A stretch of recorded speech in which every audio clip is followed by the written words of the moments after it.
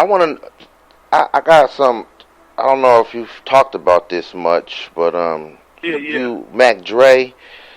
You got some history with working with him, or what? Yeah. Me and Dre. You know, Dre lived in Sacramento. He moved when his whole movement blossomed and took off. He lived in Sacramento. So, like, half of Sacramento. I mean, half of the world. Let alone, you know, the Bay, everybody, like, man, Mac Dre made you feel like he was your best friend. Like, and on top of that, when he lived in Sacramento, he just touched so many people. He's out here probably in Sac for like 2 or 3 years, maybe. I'm not sure. But I had the pleasure of working with him on my very first album. He was on Change the Game. We did a song called what was the name of that song? I can't even think of the damn name of the song. I'm so lost right now. But what's crazy? Go check out the Change the Game album, and he was on my very first. Matter of fact, it's called Say You Wanna. He was on a song with me and Harm from the Rich. I had them dudes. I had the pleasure. That was my first album. Some people never work with greats and all. Man, I had these dudes on my first album. So. With that relationship, it just continued to build and build and build. And with him living in Sacramento, I just crossed his path a million times. He took me to his house, took me on to different places, just gave me so many real talks that I still, to this day, haven't had with nobody in the industry. Him being an older dude, an experienced dude, it really sat with me. Plus, it was real game. Then he dies and turns into an icon.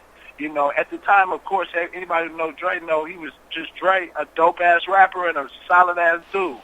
But for him to turn into the icon that he is now, you know, the relationship seemed golden almost, and it almost seemed, you know, it was a blessing.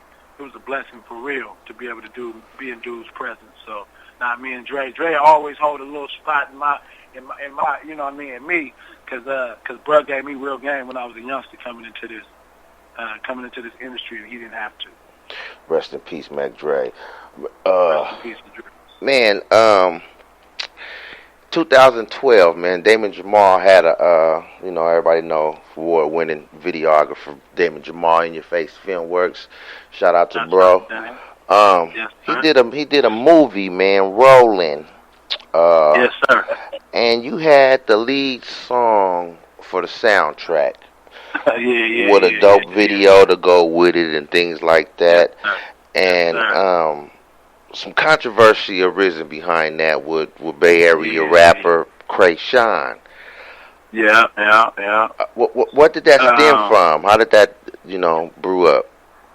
Man, it kind of, what happened is, like, my song, basically, bottom line, she dropped right when my song dropped.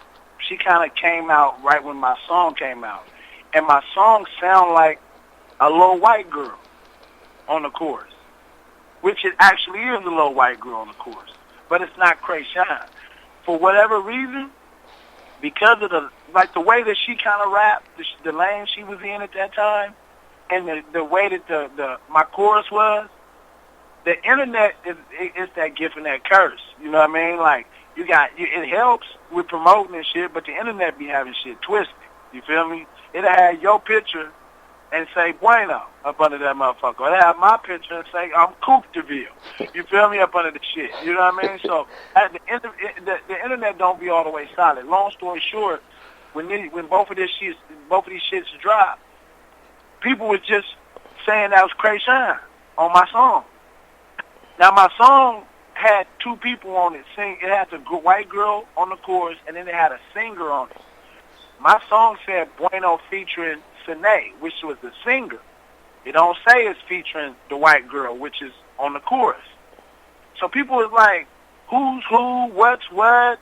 Nah, that's Kreyshawn. That's Kreyshawn. That's Kreyshawn. So before I even knew it, I look on the internet and it's posts. You know how people repost shit, fans and all that. It's hella posts saying my song is featuring Kreyshawn. So it went viral, basically. Man, exactly. And I had never experienced no shit like that because, I just put out music. I've been doing music before the internet. You feel me? I've been doing the music before the shit was going viral. So I ain't know that. I know it can do that, but I didn't know how it does that. And I experienced it through that. Long story short, she's getting people running. My song was it went super, and people was hitting her talking about, great song, and woo, hitting her saying shit about my, her being on my song, and she's like, I'm not on that song. Woo, that's not my song. Woo. It got to the point where she was so disturbed, I guess. She go up and put a post up on Twitter one day, and she says some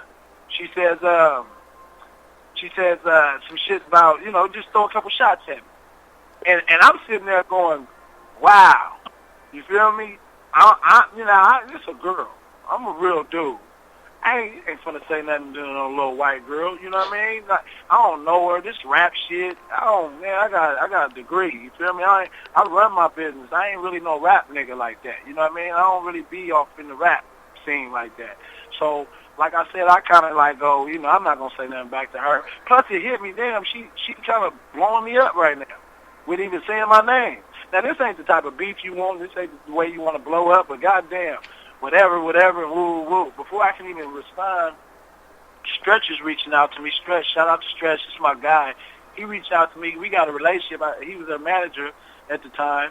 And he kind of, or he was working with her at the time, and he just kind of like asked me what was going on, and we kind of went back and forth on trying to get it cleared up, and whoop, and that was that. She apologized. People told me to get back at her.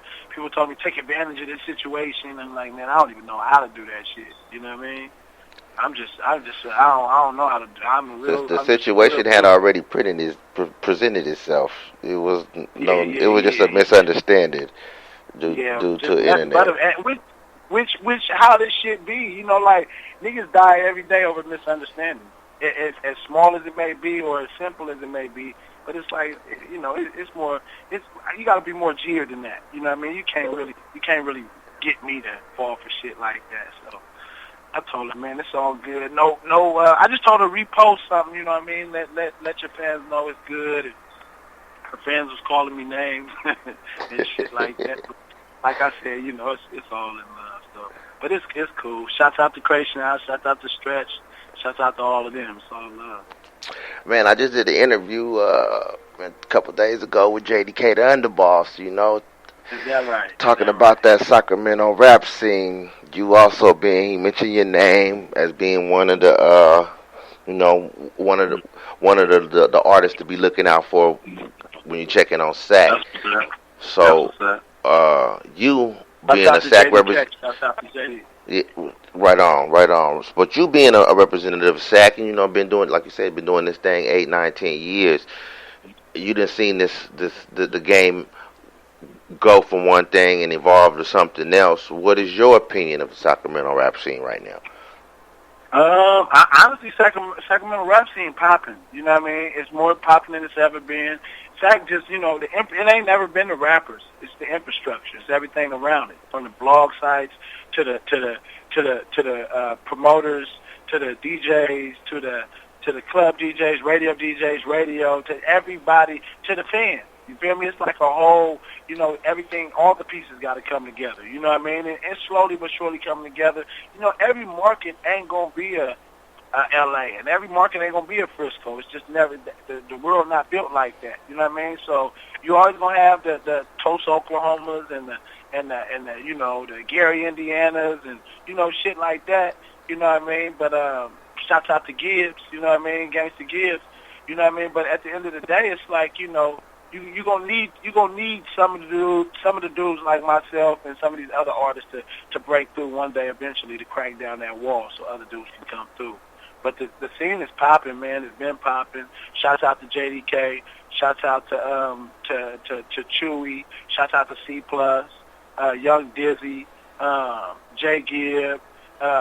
It's hella dude. June on the beat. All these dudes is out here really going to work. You know what I mean?